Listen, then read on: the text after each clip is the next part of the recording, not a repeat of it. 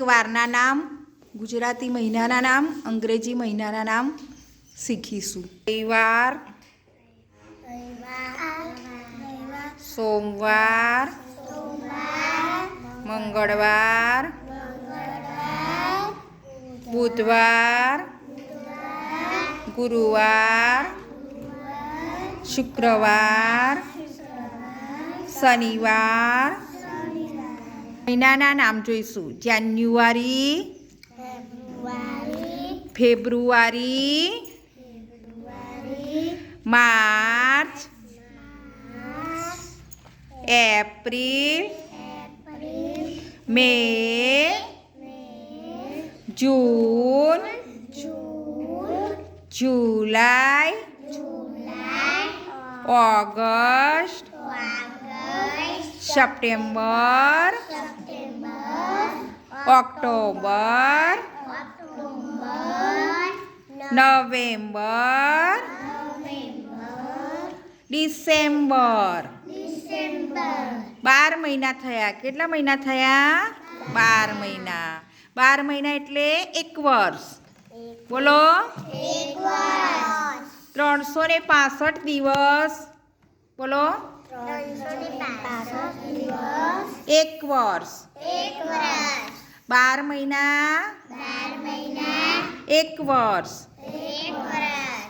7 વાર, 1 અઠવાડિયું. એવા જ આપણે ગુજરાતી મહિના પણ જોઈશું. કોમલબેન, કારતક. બોલો,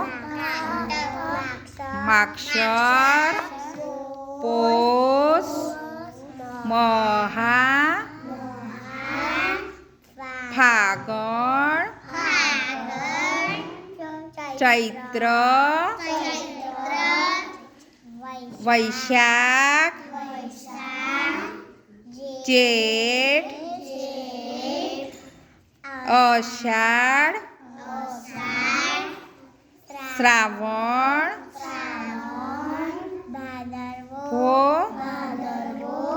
આસો. ગુજરાતી 12 મહિના છે. કેટલા મહિના છે? અંગ્રેજી મહિના 12, ગુજરાતી મહિના પણ 12 છે. પણ એમાં શું છે? ગુજરાતી મહિનામાં બધા મહિનાના 30 દિવસ છે. કેટલા દિવસ છે? 30 દિવસ છે. જ્યારે અંગ્રેજી મહિના આપણે બોલ્યા ને, જાન્યુઆરી, ફેબ્રુઆરી, એમાં 30 દિવસ આવે છે કોઈ મહિનામાં. કોઈ મહિનામાં 31 દિવસ આવે છે. કોઈ મહિનામાં 30 દિવસ આવે છે, કોઈ મહિનામાં 31 દિવસ આવે છે. ફેબ્રુઆરી એવો મહિનો છે કે કોઈક વખત 28 આવે કે કોઈક વખત 29 દિવસ આવે છે. એ આપણે આગળના ધોરણોમાં શીખીશું. હું અહીં તમને એક કેલેન્ડર બતાવું છું. એ જાન્યુઆરી મહિનાનું છે. કયા મહિનાનું છે? જાન્યુઆરી મહિનાનું છે. બરાબર છે? જાન્યુઆરી 2025. વર્ષ બદલાયું ને આપણું. 24 હતું, હવે 25મા વર્ષમાં આવ્યા. જાન્યુઆરી પહેલો મહિનો છે, અંગ્રેજી મહિનો છે. આપણે સ્કૂલ, ઓફિસ કે બીજી કોઈ પણ કાર્યાલયમાં અંગ્રેજી મહિના ચાલે છે. અંગ્રેજી મહિનાથી ચાલુ થાય છે કામ. જ્યારે આપણે ઘેર પ્રસંગો કરીએ છીએ કે કોઈ દિવસ જોઈએ છીએ કે સારો દિવસ જોઈએ છે, મુહૂર્ત સારું કામ કરવા માટે, તો આપણે ગુજરાતી મહિનાનો ઉપયોગ કરીએ છીએ. અમુક તહેવારો પણ ગુજરાતી મહિનાથી આવે છે. હિન્દુ ધર્મમાં અમુક તહેવારો છે એ અંગ્રેજી મહિના પ્રમાણે આવે છે. જો અહીં પણ તમને દેખાય છે, રવિવાર લાલ એણાથી કર્યું છે. બરાબર છે?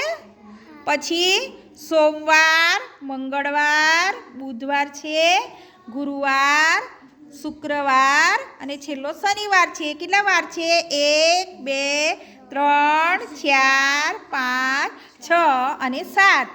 જો રવિવારે જે દિવસો આવે છે, આખો મહિનો છે. આ જાન્યુઆરી મહિનાના કેટલા દિવસ છે? તમે આમ જોઈશું તો 31 દિવસ છે. બરાબર છે?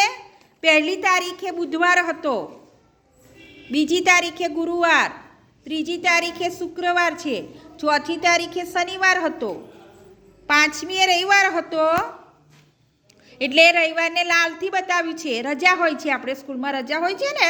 અને શનિવારે કેવી સ્કૂલ હોય છે? આપણે કેટલા વાગે આવીએ છીએ?